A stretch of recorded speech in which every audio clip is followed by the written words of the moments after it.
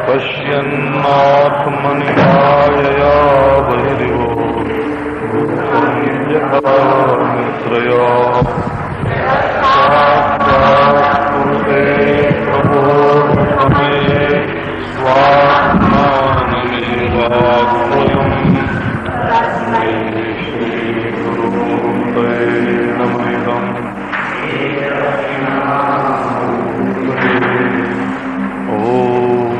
सहनावतु सहनौ भुनक्तु सह वीर्यं करवावहै तेजस्विनावधीतमस्तु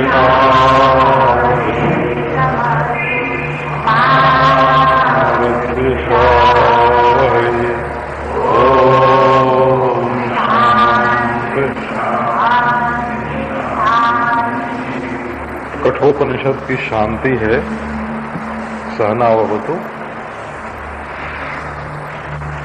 इसमें 5 बात कही गई है, तो फिर से याद दिला देते हैं आप। पहली बात यह है कि गुरु और शिष्य, श्रोता और वक्ता, इन दोनों के हृदय की काम क्रोध से रक्षा हो, अवत हो। काम क्रोधादि जो विकार हैं, दोष दुर्गुण हैं, उनसे तो होवे रक्षा। और सहनऊ भुनक्तु, और दोनों के हृदय में शांति तांति आदि सद्गुण आकर के उसका पालन करें, सुपुष्ट करें। रक्षा करना और पालन करना 2 चीजें हो, हैं? जैसे एक पौधा हो आपके और कोई पशु चरने के लिए जाए तो डंडा लेके पशु को भगा दिया, तो ये क्या हुआ? ये पौधे की रक्षा हुई है। और उसमें थोड़ी खाद डाल दी, थोड़ी सिंचाई कर दी, थोड़ी छटाई कर दी है। ये क्या हुआ कि ये उसका पालन हुआ, पालन पुष्ट करना। तो श्रोता वक्ता दोनों का हृदय दोष शून्य हो गए, ये तो अवतु है? और दोनों में सद्गुण आवे, समदमादि संपत्ति आवे, ये भुनक्तु है। तीसरी बात क्या है? ये 2 बात हुई। तीसरी बात क्या हुई कि हम दोनों श्रोता और वक्ता एक साथ मिल करके परिश्रम करें कि हमें ब्रह्म विद्या की प्राप्ति होए और अविद्या की निवृत्ति होए।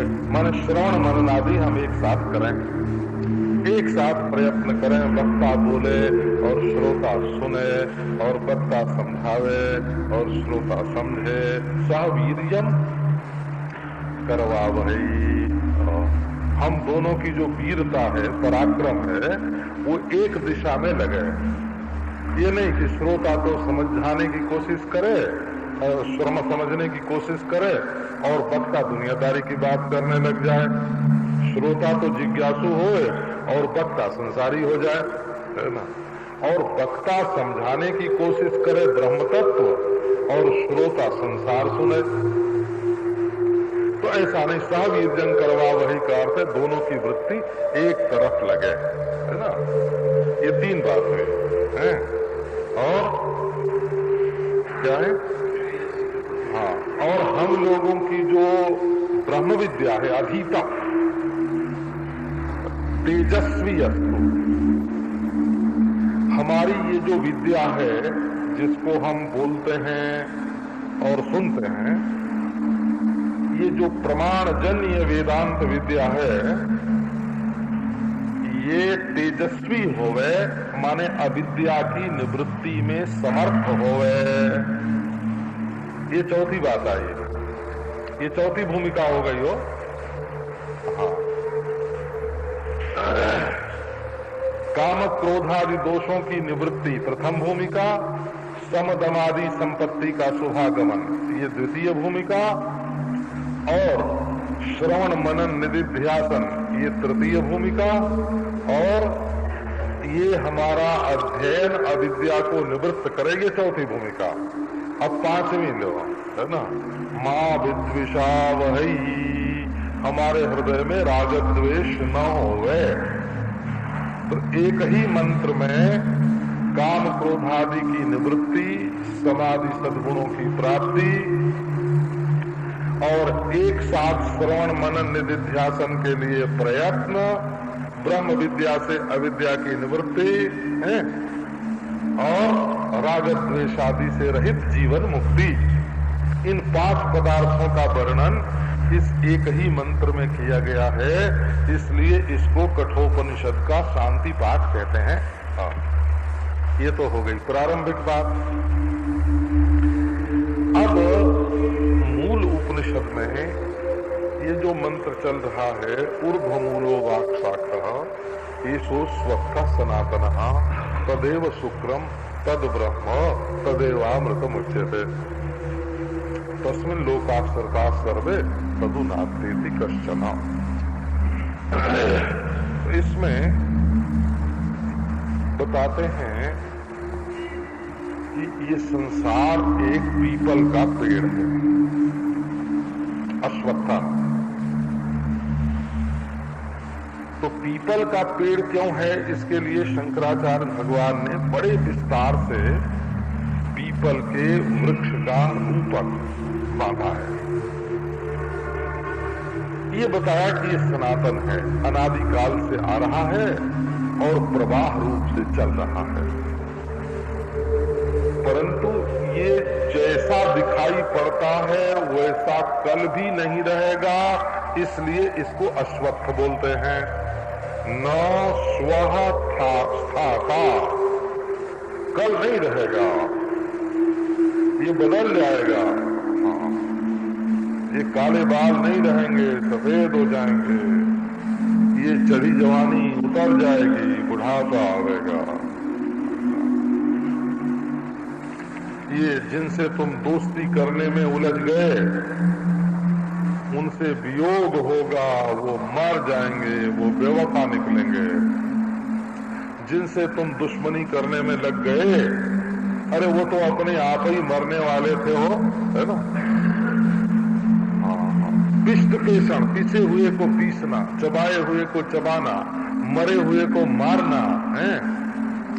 अरे ये दुनिया तो अपने आप ही मरी हुई है, इसको मारने के लिए कोशिश क्या करना। एक विनोद की बात आपको सुनाता हूं।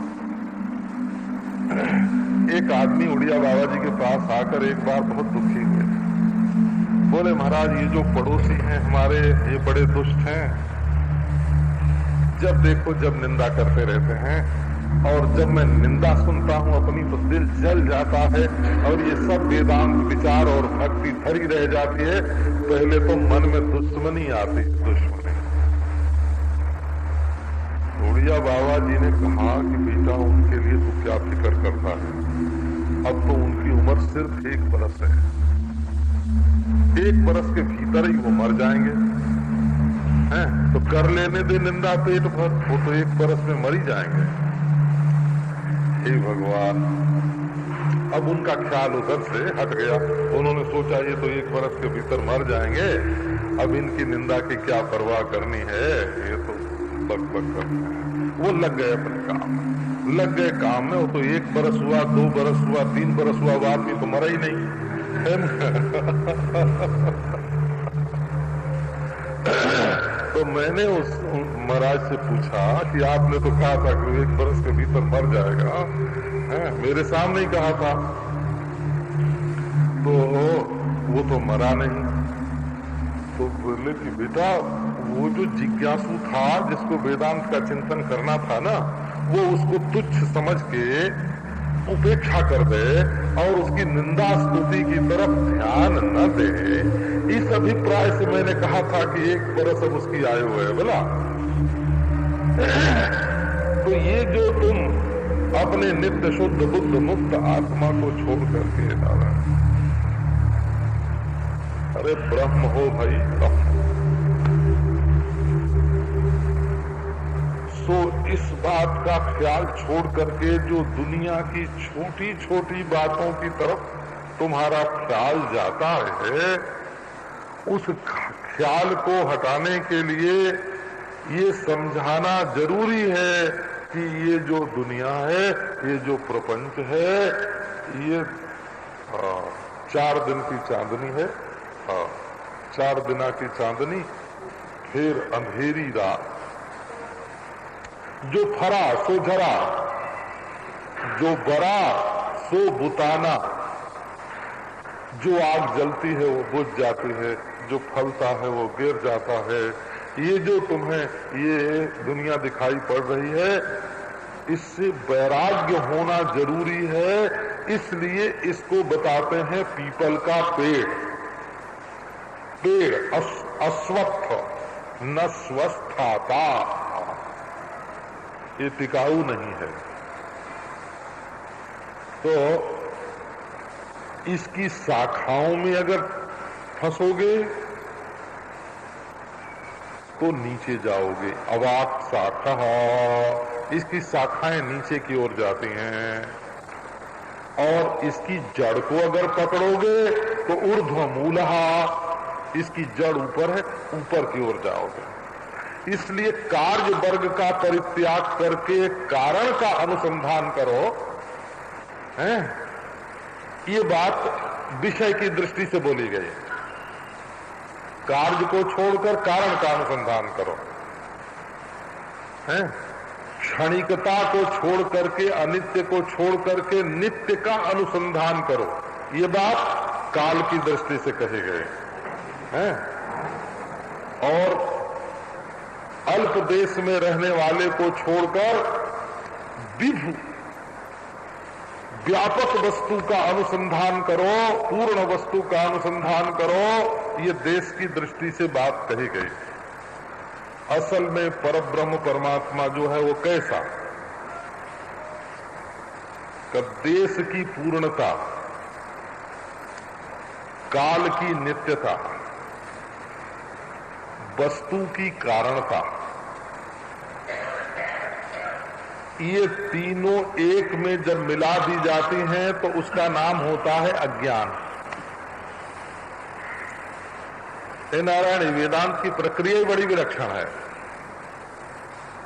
देश की पूर्णता भी अज्ञात है, काल की नित्यता भी अज्ञात है, और वस्तु की कारण दशा भी अज्ञात है। तो अज्ञातता से उपहित जो चैतन्य, उसी को बोलते हैं कारण। जड़ की दृष्टि से उसका नाम है प्रकृति, और चैतन्य की दृष्टि से उसका नाम है ईश्वर। और चीज बिल्कुल एक ही है। अज्ञातता से ढका हुआ जो ब्रह्म, उस ब्रह्म को ही जड़ दृष्टि की प्रधानता से प्रकृति और चैतन्य दृष्टि की प्रधानता से ईश्वर कहते हैं। और ये जो अज्ञातता, जहां देश काल वस्तु तीनों एक हो करके अज्ञात में समा जाते हैं, है ना?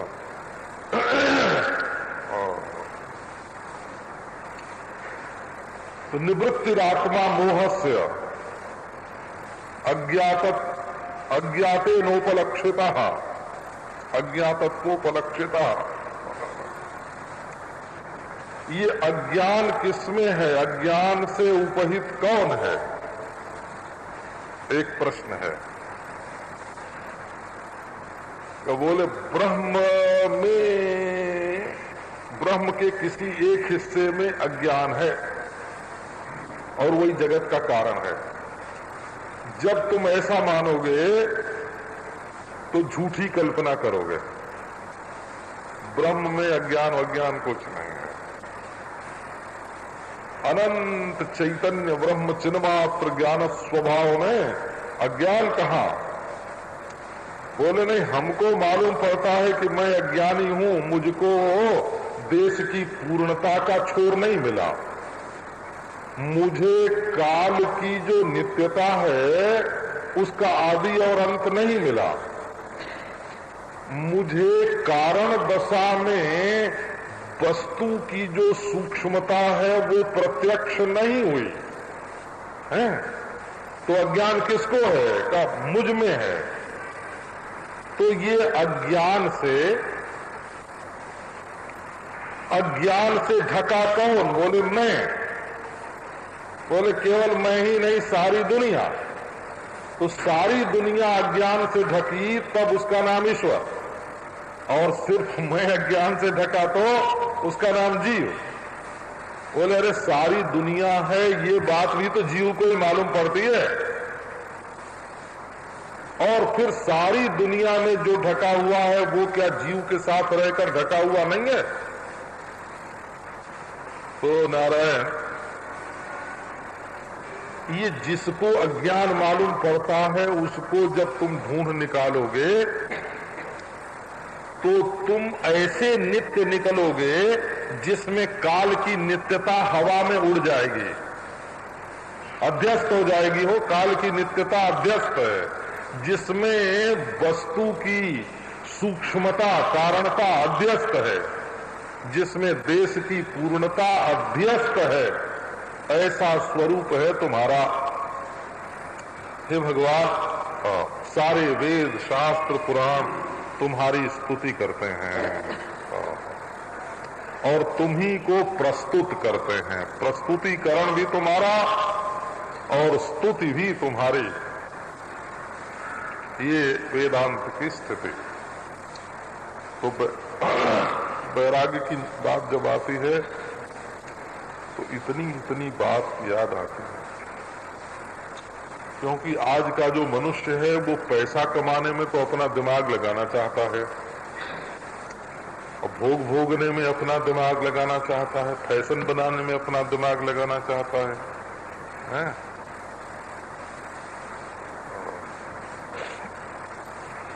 लेकिन मैं कौन हूं ये विचार करने में तो वो दिमाग लगाना ही नहीं चाहता।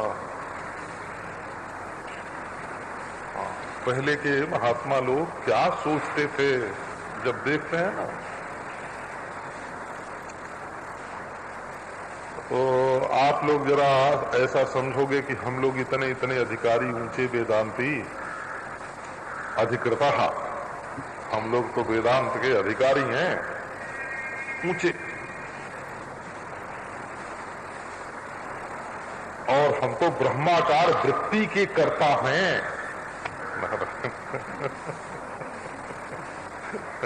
अपने को ऊंचा अधिकारी मानना है ना, ब्रह्म दृष्टि से च्युत होना है ना, और हम ब्रह्माकार वृत्ति के कर्ता हैं ऐसा मानना भी है ना, ऐसा मानना भी ब्रह्म दृष्टि से च्युत होना है। और बस हमारा कर्तव्य तो अब एक ही है कि निरंतर समाधि लगावें, ब्रह्माकार वृत्ति करें। ये अपने में कर्तव्य की कल्पना भी ब्रह्म दृष्टि से च्युति है।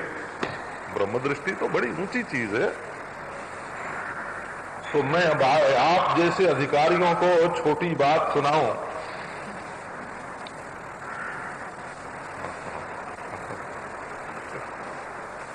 सुनाने वाले को भी संकोच हो और सुनने वाले को भी संकोच हो। एक बार की बात है, मैं आपको सुनाता हूं। हम लोग बद्रीनाथ जा रहे हैं, तो जोशी मठ पहुंचे शाम को। ये बात सन 47-48 की है। उड़िया बाबा जी महाराज का शरीर पूरा होने के बाद है ना, यही संकल्प हुआ था कि चलो बद्रीनाथ चलो। तो जब जोशी मठ पहुंचे तो वहां जेके वालों का ये सारा परिवार, जेके ग्रुप है ना, ये लोग लौटते हुए बद्रीनाथ से जोशी मठ में ठहरे थे। तो 150 तो इनके साथ वो थी दंडी कंडी जो होती है ना, जिसमें चार चार ढोने वाले लगते हैं, 150 थी बोला, और 20-25 आदमी घर के थे, मेहमान थे। 150-200-300 आदमी इनके साथ जोशी मठ घेर लिया था इन लोगों ने। न कहीं ठहरने की जगह मिले, न पीने को दूध मिले, है ना, रसोई बनाने की तो कोई व्यवस्था ही नहीं हो। तो जब कोई बस नहीं चला अपने लोगों का, तब मैंने कहा कि चलो अब निकालते हैं जुक्ति।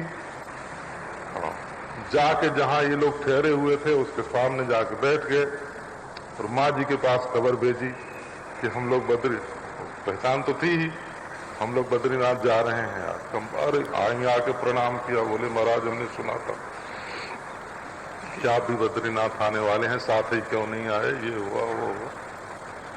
फिर बोली महाराज भोजन, तो भोजन तो करेंगे, बाजार में तो कहीं मिलता नहीं, न ठहरने की जगह न बनाने की जगह है, तो भोजन तो करेंगे ही। तो बनी पूरी। देखो वेदांत के बीच में ये बात आपको सुना। तो बड़े बाबू की लड़की परसने के लिए आई, तो पूरियां कुछ मोटी थी हो, जो दिया 10-20 पूरी रख के रसोइये ने दिया थाली में, और लड़की ने वो छन्न से थाली फेंक दी। अंकल ये क्या हुआ, हम लोग तो भोजन करने बैठे थे। बोली मैं परसूं और स्वामी जी को परसूं और ऐसी पूरी परसूं। आया ध्यान है? आप तरीके श्रोता को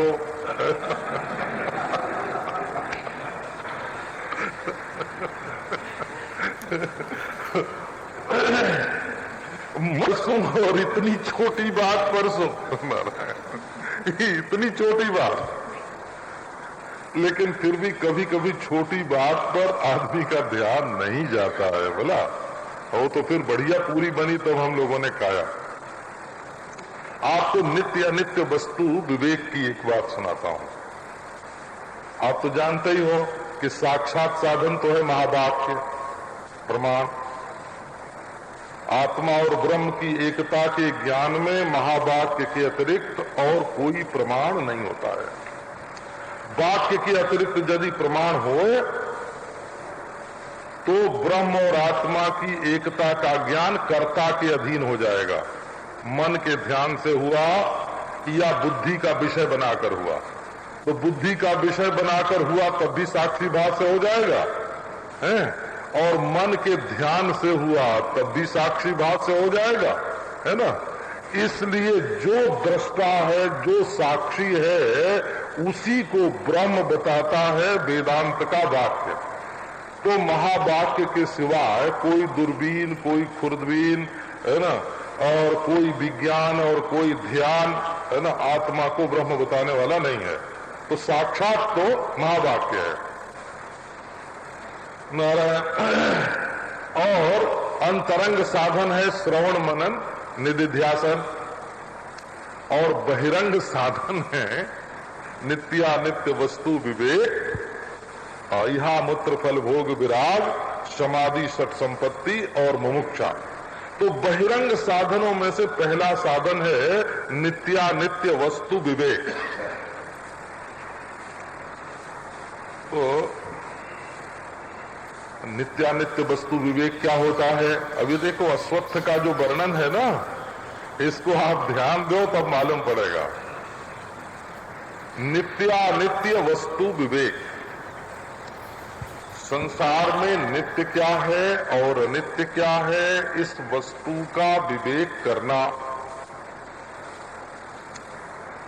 तो जो हम लोग खेती से पैदा करते हैं ना अन्न, या मशीन से बनाते हैं कपड़ा है, या स्त्री पुरुष के संयोग से उत्पन्न करते हैं बच्चा, ये जो संसार में जो चीजें हैं ये सब की सब चूंकि पैदा होती हैं इसलिए नष्ट हो जाती हैं, दृष्ट नष्ट स्वभाव हैं, इसलिए अनित्य हैं। अपना शरीर भी पैदा हुआ है और मरने वाला है, इसलिए अनित्य है। बोले यहां तक की बात तो गई, ये तो बहुत आसान है। तो धर्मात्मा लोग कहते हैं कि धर्म करो और स्वर्ग मिलेगा। स्वर्ग नित्य है, परलोक नित्य है, और ये लोक नित्य है। तो वेदांतियों का कहना है कि चूंकि धर्म भी मनुष्य के द्वारा किया जाता है, वो भी सीमित होता है, इसलिए सीमित मजदूरी का फल असीम फल है। सीमित मजदूरी और फल असीम ऐसा नहीं हो सकता। तो धर्म के द्वारा उत्पाद्य होने के कारण स्वर्गादि रूप फल भी अनित्य है। बोले अच्छा, यहां तक भी मान लिया।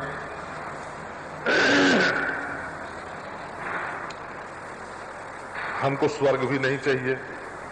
अब हम ईश्वर की उपासना करते हैं और वो कृपा करके हमको बैकुंठ, गोलोक या साकेत में ले जाता है, तो वो तो हमारे धर्म का फल नहीं है, ईश्वर की प्रसन्नता का फल है, इसलिए नित्य होना चाहिए। वेदांतियों का इसमें भी कुछ कहना है। वो कहते हैं कि जो चीज दूसरे की इच्छा से मिलती है वो दूसरे की इच्छा से मिट भी सकती है, तो पराधीनता तो बनी रही। अगर ईश्वर कभी ये चाहे कि गोलोक का सारा समाज मर्त्यलोक में चले, तो जैसे आके गोपियों को रोना पड़ा वैसे ही रोना पड़ेगा। जब कभी राम प्रभु चाहें कि साकेत का सारा समाज धरती में चले, तो खुद को ही उनको सीता के वियोग में जैसे दुखी होना पड़ा, और सीता जी को दुखी होना पड़ा, भरत को दुखी होना पड़ा, राम को दुखी होना पड़ा, है ना। भले ही वो दुख प्रेम का होवे, परंतु दुख तो दुख ही है ना। बढ़िया कारण से हुआ कि घटिया कारण से हुआ, ये बात दूसरी है। कि नारायण से विष्णु महाप्रभु यदि धरती में आना चाहें तो सनकादिकों को गुस्सा भी आ जाएगा, लक्ष्मी जी भी नाराज हो जाएंगी। जय विजय को धरती में आना पड़ा तो तुमको भी आना पड़ेगा। तो निरतिशय मुक्ति की प्राप्ति लोक विशेष में जाने से भी नहीं होगी। धर्म से उत्पाद्य जो अमृत है, अप्सरा है, नंदन वन है, वो भी अनित्य होगा, है।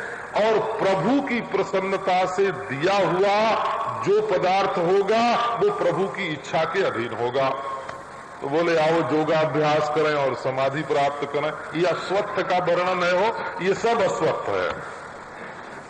तो बोले आओ योग करें, समाधि लगावें। बोले ये तो ऐसा है कि जितने जोर से ढेला फेंकोगे आसमान में उतना ऊंचे जाएगा, है? और कभी न कभी उसकी शक्ति क्षीण हो जाएगी। बोले आओ प्रक्षेपणास्त्र से फेंकें, और रॉकेट पर फेंकें और उपग्रह बना दें, पृथ्वी की कक्षा से बाहर कर दें, तो घूमते घूमते एक दिन उसकी भी शक्ति क्षीण हो जाएगी और वो नष्ट हो जाएगा। वहीं अपनी कक्षा में घूमते घूमते ही नष्ट हो जाएगा।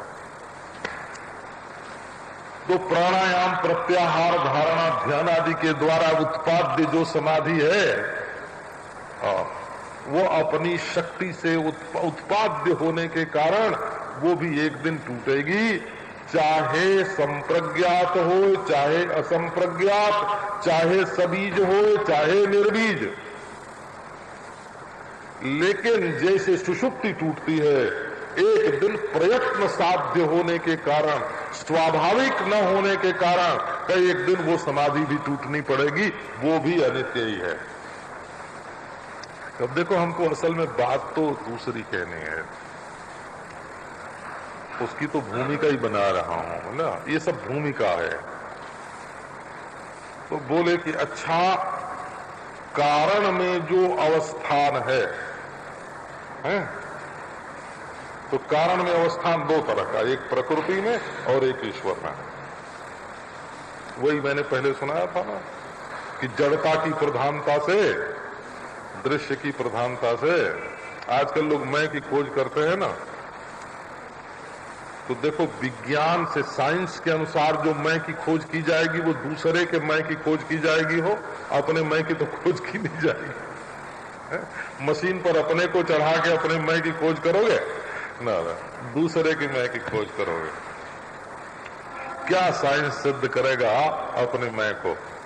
साइंस को जो सिद्ध कर रहा है, जिससे साइंस की सिद्धि होती है वो साइंस से सिद्ध नहीं होता, साइंस को सिद्ध करने वाला अपना आत्मा है।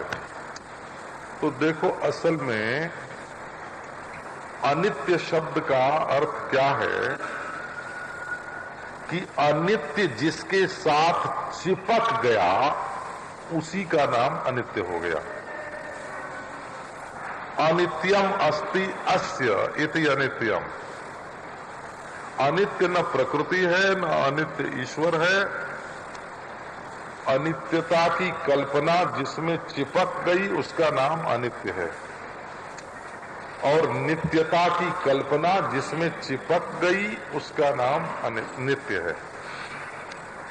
नित्यता और अनित्यता की कल्पना का जो प्रकाशक अधिष्ठान है उसको आत्मा कहते हैं, और नित्यता अनित्यता दोनों की कल्पना से जो तादात्म्य किए हुए है असल में वही अनित्य है।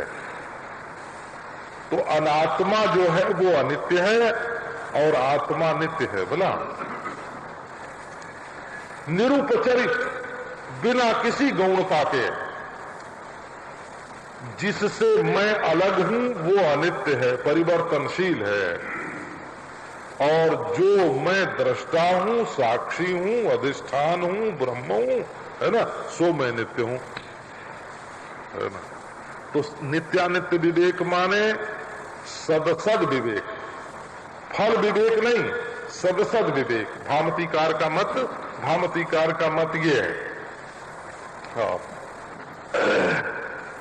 धर्म के फल का विवेक, अधर्म के फल का विवेक, उपासना के फल का विवेक, वासना के फल का विवेक है, और विक्षेप के फल का विवेक और समाधान के फल का विवेक, ये नित्यानित्य वस्तु विवेक है, ऐसा मत है विवरणकार का, विवरण प्रस्थान है। फल के नित्यानित्यत्व का विवेक, परंतु नित्य है जिसमें, अनित्य है जिसमें, उस आत्मा का विवेक, और ये नित्यानित्य रूप से जो कार्य कारण विभू परिच्छिन्न है, और जगत की नित्यता और अनित्यता आपेक्षिक जिससे भासती है वो आत्मा नित्य है, और बाकी सब का सब अनित्य है। इस प्रकार का जो आत्मानात्म विवेक है वो बहिरंग साधन की पहली कड़ी है। हे भगवान, ये तो बात गड़बड़ा गई, बहुत बड़ी है। बहिरंग साधना की पहली कड़ी है आत्मानात्म विवेक। अब वैराग्य की भूमिका देखो। संपूर्ण अनात्म प्रपंच से वैराग्य होना, स्त्री से वैराग्य होना, पुरुष से वैराग्य होना, ये नहीं कि स्त्री के हृदय में पुरुष से वैराग्य हो, पुरुष के हृदय में स्त्री से वैराग्य हो, ये तो है ना शुरू का प्रारंभिक वैराग्य है। वैराग्य का अर्थ है असल में तादात्म्य, तादात्म्य का अभाव, समझो, तादात्म्य का अभाव।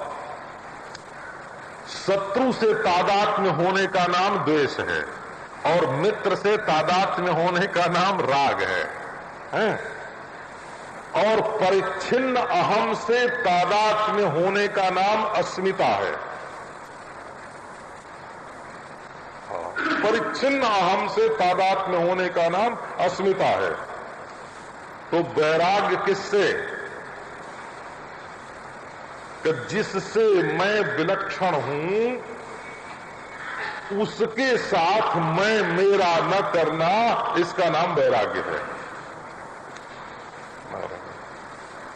अरे जिस अंतःकरण में राग पैदा होता है, जिस अंतःकरण में द्वेष पैदा होता है, उस अंतःकरण से ही तादात्म्य न करना, इसका नाम वैराग्य है। तो जब हम अंतःकरण के उस घोड़े पर नहीं चढ़ेंगे तो हमको गिराने की कोशिश क्या करेगा? तो अपने आप ही शांत हो जाएगा, दांत हो जाएगा, उपरत हो जाएगा, तितिक्षु हो जाएगा, श्रद्धालु हो जाएगा, समाहित हो जाएगा, जब घोड़े पर नहीं चढ़ेंगे तब। लेकिन ये घोड़ा पट्टा है क्या? ये हमेशा बना रहेगा, और जब जरा असावधान हुए और इस पर बैठ गए और ये मैं मेरा है ये करने लगे, बोले नहीं नहीं, इस घोड़े को अब हमेशा के लिए अश्वमेध यज्ञ ही इसका होगा, है ना। अश्वमेध यज्ञ, सर्वमेध यज्ञ, यजुर्वेद में सर्ववेद यज्ञ का वर्णन है। बृहदारण्यक उपनिषद आप कभी पढ़े। हाँ, आजकल तो महाराज लोग शेरों के द्वारा वेदांत पढ़ते हैं ना। ये क्या होते हैं? ये शेर ही तो होते हैं ना। हाँ, कविता के द्वारा वेदांत पढ़ते हैं। एक महामंडलेश्वर थे वहां हरिद्वार की तरफ, वो महाराज बस हारमोनियम लेके और टप्पे गाते थे, ठप्पे। हाँ, ऋचाएं निकलती हैं इनके मुंह से ठुमरियां होकर। तो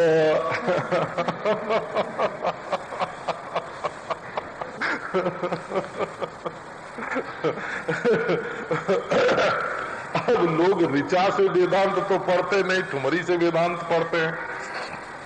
सो भी हारमोनियम साथ हो तो बहुत मजेदार है। तो अब वो विवेक वाली जो बात है, विवेक वाली बात, वो तो जरा न्यारे ढंग की है। तो आप विचार करके, कभी गंभीरता से विचार करके देखो कि इदम के साथ ये परिच्छिन्न अहम भी इदम है। हो इदम अहम, ऐसी भी वृत्ति होती है, यह मैं हूं। एतत् अहम प्रकाशते, ये अहम भाषित हो रहा है, उसके साथ अपने को जोड़ बैठना, इसी का नाम राग है। परिच्छिन्न अहम जो है वो भी दृश्य है। तो देश से परिच्छिन्न माने हृदय में रहने वाला, शरीर के भीतर रहने वाला जो अहम है, हृदय के भीतर, अंतर्देश में अथवा बहिर्देश में। बहिर्देश से स्थित शरीर की चमड़ी, हमारा चाम गौरव, मैं गोरा हूं, ये क्या है? कहिए बहिर्देश में स्थित जो चाम है, उसके अभिमान से अपने को मानते हैं गोरा। और हम विद्वान समाधिस्थ, मैं बड़ा विद्वान हूं, मैं समाधिस्थ हूं, मैं जीव हूं, मैं विभू हूं। ये अंतर्देश, बहिर्देश, सर्वदेश में जो अहम भासता है, उस अहम के साथ तादात्म्य करना, यही राग है। ये अपने विभू, अहम विभू, हाँ मैं विभू हूं। ये विभुता भी है ना सर्वदेश के साथ संबद्ध होने के कारण। तो चाहे गोरे चाम को मैं कहो, चाहे दिल में फुरफुराती हुई चेतना को मैं कहो, और चाहे विश्व में व्याप्त चेतना को मैं कहो, ये सब के सब अनहम हैं, ये सब के सब इदम हैं, ये सब के सब अनात्मा हैं। नारायण, ऐसे चिन्मात्र वस्तु में तो फिर मुमुक्ष बारंबार एक हो जाते हैं, कहीं न कहीं मिल जाते हैं। कभी अपने को हिंदू मानने लगते हैं, तो कभी अपने को ब्राह्मण मानने लगते हैं, तो कभी सन्यासी मानने लगते हैं, तो कभी भारतीय मानने लगते हैं, तो कहीं मानवता सिर पर चढ़ बैठती है?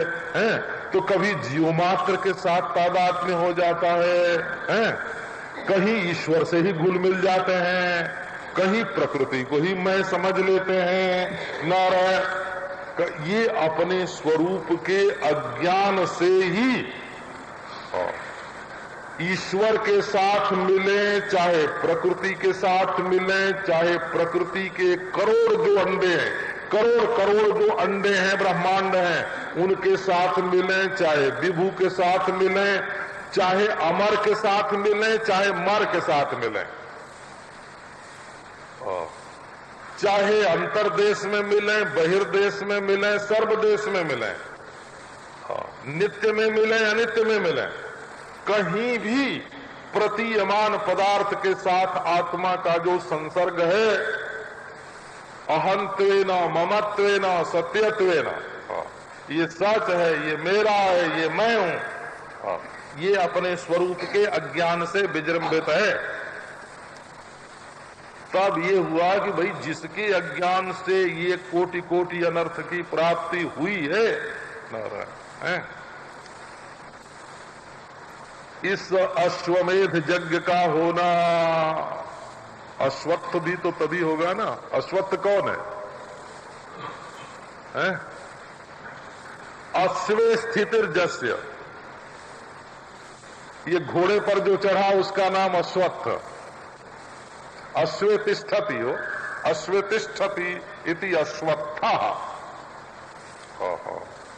ये स का त हो जाता है बोला, अश्वत्थ। स का त, उत्थानम उत्तंभनम, जैसे उत्थानम उत्तंभनम आदि प्रयोग होते हैं, ऐसे अश्वे तिष्ठति। तो वेद में अश्वमेध यज्ञ करने का वर्णन है। उषा वा अश्वस्य मेध्यस्य शिरा, पढ़ो बृहदारण्यक उपनिषद। इसलिए बताया है ना कि आप हल्की फुल्की दुनिया में बहकर के हमको वेदांत का बोध हो गया है ना, संगीत का मजा लो और कहो कि हमको वेदांत का बोध हो गया, और कविता का मजा लो और कहो कि हमको वेदांत का बोध हो गया है। ये जो रसास्वादन है सृष्टि में, बोले भाई आज हमने बहुत बढ़िया वेदांत देखा। कैसे देखा? देखा कैसे भाई? कि बोले एक नर्तकी नाच रही थी और उसने अपने भाव से अपने हृदय की ओर हाथ करके, और ऐसा हाथ जो अंगुली जो घुमाई है ना, एक बार अपने हृदय पर हाथ रखा और फिर उंगली घुमा रही है ना, ऐसे कर दिया। बोले समझ में आ गया कि ये जो अहम है ये बड़ा भारी व्यापक है ना। तो एक नर्तकी के नृत्य में आज मैं वेदांत सीख के आया हूं। नारायण, तो सर्वमेध यज्ञ करना पड़ता है वेदांत के लिए। सर्वमेध यज्ञ, अश्वमेध यज्ञ। तो ये अश्व में जो बारंबार स्थिति हो जाती है, मेध माने हिंसा हो, काटना, काटना। नारायण, अनात्म वस्तु के अस्तित्व को, अनात्म वस्तु के अस्तित्व को जब बिल्कुल काटोगे तब तुम्हारी अखंडता प्रकट हो जाएगी। असल में दुनिया कटती है, तुम नहीं कटते। सपने टूटते हैं, तुम नहीं टूटते। सपने टूटते हैं, तुम नहीं टूटते। मनोराज्य टूटते हैं, तुम नहीं टूटते। अनात्मा बाधित होता है, अनात्ममेध होता है। अश्वमेध माने अनात्ममेध होता है, आत्मा का मेध नहीं होता। ये अखंड आत्मा ब्रह्म, इसको श्रुति बताती है। तो भाई ये जो कदली स्तंभवत निस्सार, जैसे केला है ना, केला छिलका निकालते जाओ, एक छिलके के बाद दूसरा, दूसरे के बाद तीसरा, कुछ नहीं निकलेगा दुनिया में, है ना। हाँ, प्याज में से गूदा निकालने की कोशिश मत करो बोला। जानते हैं ना प्याज, यहाँ प्याज वाले भी तो बैठे ही होंगे। ऐसा नहीं है कि प्याज न जानते हो लोग। अरे बाबा, वो तो कितनी दवा में भी तो काम आती है ना। छीलते जाओ, छिलके पर छिलका, छिलके पर छिलका, छिलके पर छिलका। का बीच में कोई बादाम की गुठली निकलने वाली उसमें से नहीं है। तो ये प्याज के समान निस्सार, केले के वृक्ष के समान निस्सार ये वृक्ष है। और अनेक सत पाखंड बुद्धि विकल्पास्पद, और कोई कहते हैं नित्य है, कोई कहते हैं अनित्य है, कोई कहते हैं शून्य है, कोई कहते हैं विज्ञान है, कोई कहते हैं पुद्गल है, कोई कहते हैं पंचभूत है। हजारों प्रकार के विकल्प, पता ही न चले कि ये कौन सा पेड़ है। इसका मतलब ये हुआ पता ही न चले कि ये कौन सा पेड़ है। तत्व विजिज्ञासुभिर निर्धारित इदम तत्वः, इसकी असलियत तो समझी है वेदांतियों ने। ये जिसको भास रहा है उससे न्यारा कुछ नहीं है। जिस पानी के पीछे हरिण दौड़ रहा है, आप सोचो, मरुस्थल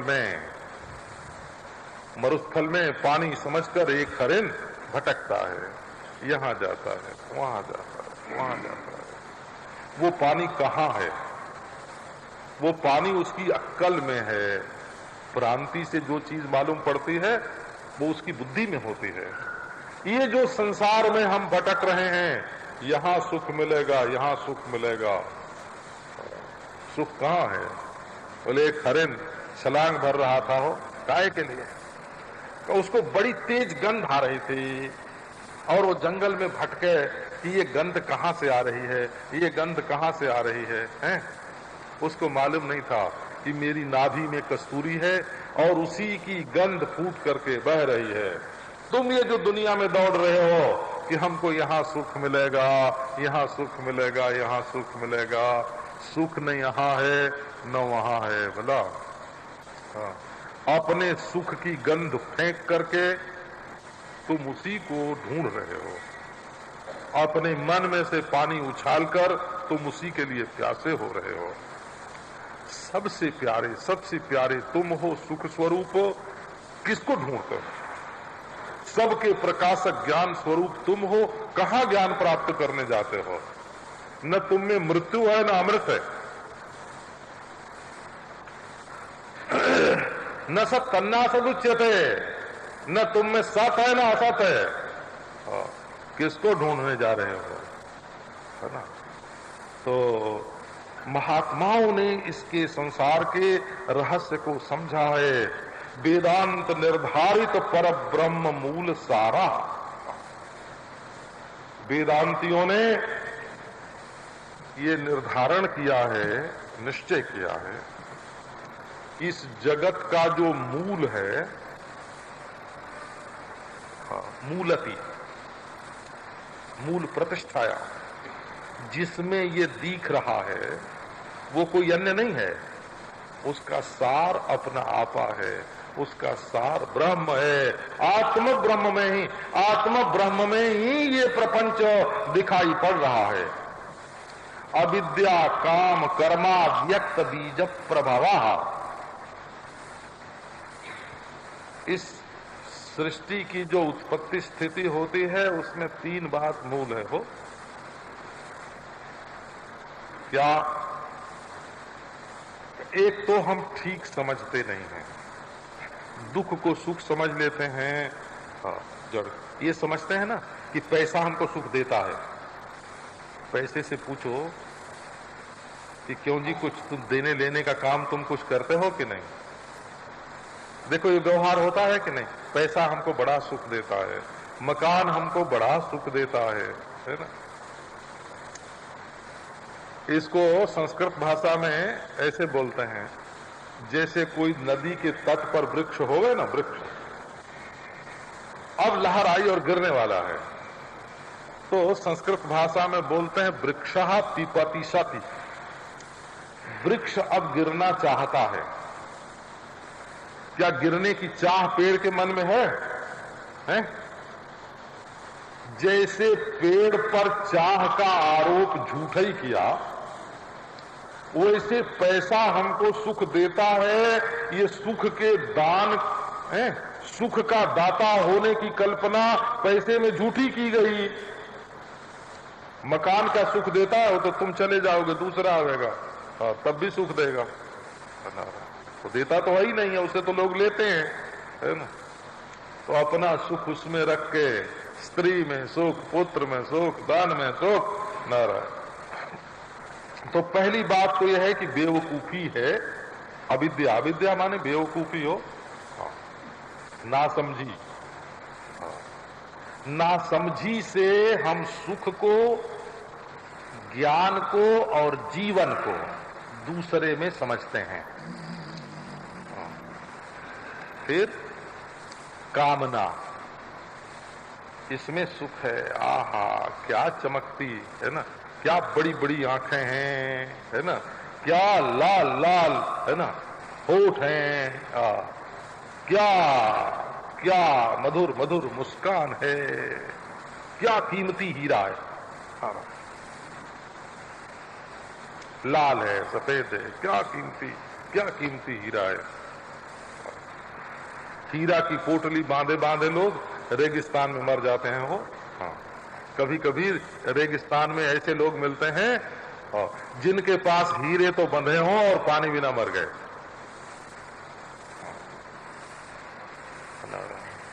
एक सेठ गए पानी पीने नल पर और अपनी पोटली रख दी ऊपर, कबूतर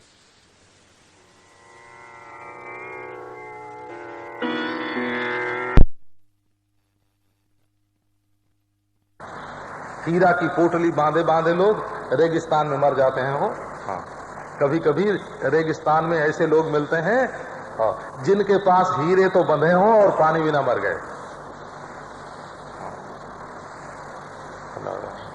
एक सेठ गए पानी पीने नल पर और अपनी पोटली रख दी ऊपर चबूतरे पर। सो गधा आ गया महाराज, 10,000 का नोट ही खा गया। ये सृष्टि है ना, सृष्टि में गधों की भी कमी तो है नहीं तो ये सृष्टि में सुख नहीं है बोला।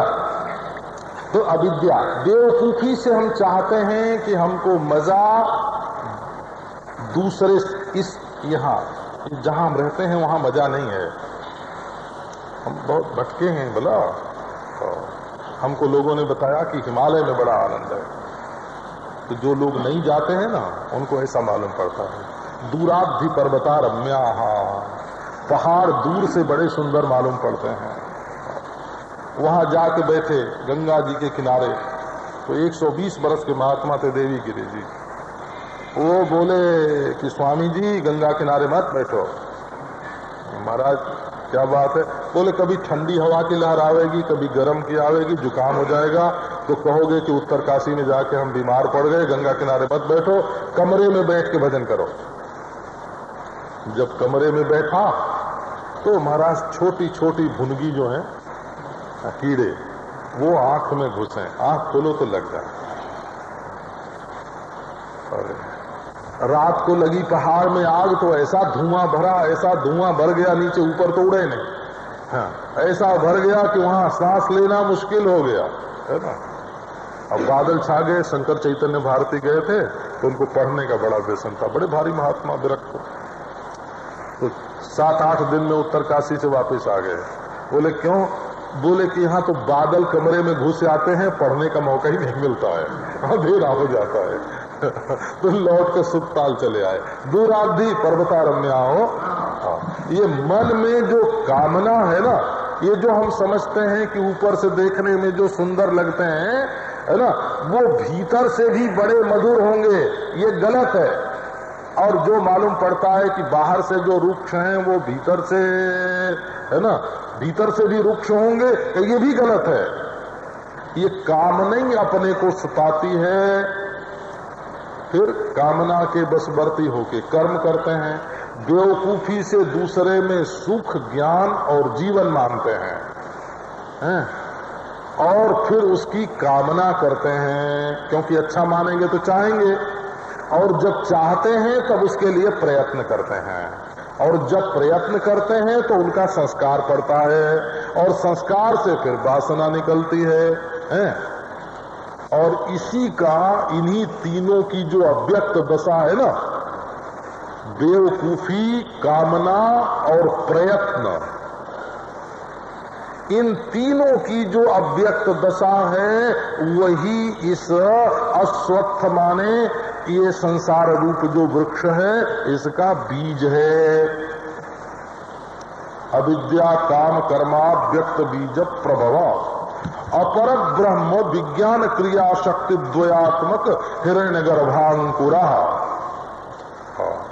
और जो अपर ब्रह्म है माने माया विशिष्ट ब्रह्म है, माया में जो आभास रूप ब्रह्म है, उसमें जो विज्ञान शक्ति और क्रिया शक्ति है, इन दोनों से हिरण्यगर्भ बनता है। हिरण्यगर्भ प्रजा की सृष्टि भी करता है और किसको किस धारा में भेजकर मनुष्य बनाना और पशु बनाना और पक्षी बनाना, ये उसका हिरण्यगर्भ जो है वो अंकुर है। और ये जो प्राणियों के जाति भेद हैं, स्त्री भेद, पुरुष भेद, है ना, पशु भेद, पक्षी भेद, ये भेद उसके कंधे हैं। और ये जो इसकी तृष्णा है महाराज, मन में जो तृष्णा है ना, यही है जलासेक, पानी से सींचना। इससे ये अंकुर बढ़ता है, वृक्ष बनता है। दर्प माने उच्छराय, बढ़ना, ऊंचा होना। बुद्धि, इंद्रिय, विषय और पत्ते, बुद्धि, इंद्रिय और विषय, ये जो है ये प्रबाल और अंकुर हैं। श्रुति स्मृति न्याय विद्योपदेश, ये इसके हरे हरे बड़े बड़े पत्ते हैं। और बुद्धि इंद्रिय विषय प्रबाल जो है ये अंकुर है, लाल लाल शुरू शुरू का। यज्ञ दान तप आदि अनेक क्रिया से ये पुष्ट होता है। सुख दुख वेदना ये अनेक रस जो प्राणियों के उपजीव्य हैं उनसे युक्त अनंत फल हैं। सुख दुख वेदना आदि अनेक रस से युक्त प्राणियों के लिए उपजीव्य अनंत इसमें फल हैं। और इनकी तृष्णा से हमको ये रस मिले, हमको ये फल मिले, इससे ये बढ़ता है और एकदम जटाएं इसमें पैदा हो जाती हैं। बड़ी दृढ़ इसकी मूल है। और सत्य आदि जो 7 लोक हैं ऊपर के और नीचे के जो लोक हैं उनमें ब्रह्मा आदि पक्षी अपना घोंसला बना करके रहते हैं। और प्राणियों को जो दुख होता है, शोक हो, हर्ष होता है, शोक होता है, नाचना गाना बजाना मजाक करना ताली बजाना, ये सब जो हंसना और किसी को गाली देना, रोना, हाय हाय, छोड़ो छोड़ो, छूट गया, इस तरह से जो शब्द होते हैं, ये जैसे पेड़ में आवाज होती है वैसे महान शब्द इस अश्वत्थ वृक्ष पर हो रहे हैं। और वेदांत में जिस ब्रह्म और आत्मा की एकता का वर्णन है उससे जो असंगता होती है, असंग शस्त्र है, उससे ये काटा जाता है। ऐसा ये संसार वृक्ष अश्वत्थ है। अश्वत्थ है, पीपल का पेड़ है। और कामना और कर्म की आंधी से जैसे पीपल का पत्ता हमेशा हिलता रहता है वैसे ये दुनिया हिलती रहती है। और स्वर्ग नरक तिर्जक प्रेत आदि जो शाखाएं हैं, कोई ऊपर कोई नीचे है ना, इसकी डालियां फैली रहती हैं और नीचे को लटकी रहती हैं। ये अनादि एक संसार वृक्ष चिरकाल से चला आ रहा है। और जब तक ब्रह्म ज्ञान की कुल्हाड़ी से इसको काटोगे नहीं तब तक ये कटेगा नहीं। इसी संसार वृक्ष के किसी खोडर में, किसी घोंसला में कि तुम भी फंसे रहोगे, इससे छूट नहीं सकते। असल में इसकी जड़ को ढूंढो। इसकी जड़ नीचे नहीं है, ऊपर है। तो उस जड़ को ढूंढो। ऊपर माने कहाँ? ऊपर माने छत के ऊपर नहीं होता। ऊपर माने काल जहां भासता है ना, उसके पहले। देश जहां भासता है उसके पहले, वस्तु जहां भासती है उसके पहले। और पहले पहले पहले जो भासता है उसका प्रकाशक। और केवल प्रकाशक ही नहीं, संपूर्ण देश काल वस्तु का अधिष्ठान, ये जो ब्रह्म है यही इसका मूल सार है। आत्मा ही ब्रह्म है। इसका अनुसंधान किए बिना यदि कोई चाहे कि इस अश्वत्थ वृक्ष से हम छूट जाएंगे तो नहीं छूट सकता।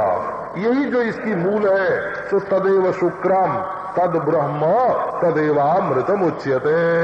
यही शुक्र है, यही ब्रह्म है। ये शुक्र शब्द उर्दू में भी बोलते हैं लोग।